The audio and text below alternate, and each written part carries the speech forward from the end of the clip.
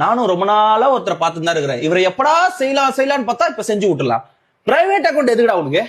பொண்ணுங்க private account வச்சுக்கிறாங்க, okay. பசங்க எதுக்குடா பிரைவேட் அக்கௌண்ட் வச்சுக்கிறீங்க?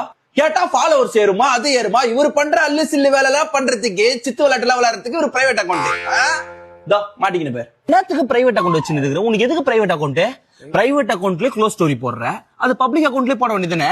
ஏற்கனவே அது பிரைவேட்டா தான் செலக்ட் பண்ணி தான் பிரைவேட் அக்கௌண்ட்ல வச்சிருப்ப. நீ மட்டும் பிரைவேட் அக்கௌண்ட் வச்சு பப்ளிக் போஸ்ட்ல இருக்க எல்லாரையும் அசிங்கமா திட்டுற, கழுவி ஊத்துற. அது அவங்க திட்டணும்னா பிரைவேட் அக்கௌண்ட் வச்சிருக்க. ஏன்? அது என்னோட சுய உரிமைடா.